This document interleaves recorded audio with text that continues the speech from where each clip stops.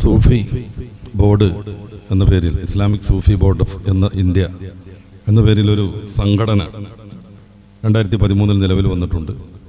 അവരുടെ കേരള ഘടകം മണ്ണാർക്കാട് അമ്പംകുന്ന് ഈ ആഴ്ചയിൽ ഒരു ഓഫീസ് തുടങ്ങുകയും അതിൻ്റെ ഭാഗമായി അതിൻ്റെ സെക്രട്ടറിയും പ്രസിഡൻറ്റും ഒക്കെ പത്രസമ്മേളനവും ഉദ്ഘാടന പ്രഭാഷണമൊക്കെ നടത്തിയപ്പോൾ പരിശുദ്ധ ഇസ്ലാമിനോട് തീരെ യോജിപ്പില്ലാത്ത കുഫ്രിയത്തും ഷിർക്കും മാത്രം പറയുന്ന, അതാണ് സൂഫിസം എന്ന പേരിൽ സമൂഹത്തെ തെറ്റിദ്ധരിപ്പിച്ചുകൊണ്ടിരിക്കുന്ന കുറേ വീഡിയോസ് അവർ പുറത്തുവിടണ്ടായി.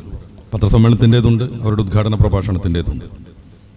പരിശുദ്ധ ഇസ്ലാമുമായി ഒരു ബന്ധവുമില്ല എന്ന് മാത്രമല്ല, സൂഫിസം എന്നാൽ തനി ഇസ്ലാം വിരുദ്ധമായ, മതവിരുദ്ധമായ എന്തോ ഒരു ആദർശധാരയാണ് എന്ന് തെറ്റിദ്ധരിപ്പിക്കും വിധത്തിലാണ് അവരുടെ പത്രസമ്മേളനവും പ്രഭാഷണങ്ങളും ഉണ്ടായത്.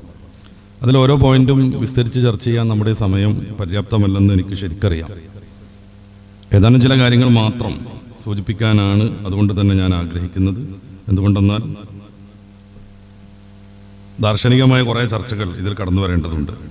അദ്വൈതം മുതൽ വഹദത്തുൽ വജൂദ് വരെയും നമ്മൾ ചർച്ച ചെയ്യേണ്ടതുമുണ്ട്. അങ്ങനെ വരുമ്പോൾ അതിനൊക്കെ നല്ല സമയം ആവശ്യമായി തീരും. ഏറ്റവും പ്രധാനപ്പെട്ടത് മാത്രം സൂചിപ്പിക്കാനാണ് ഞാൻ ആഗ്രഹിക്കുന്നത്. അള്ളാഹു തൗഫീഖ് നൽകുമാറാവട്ടെ.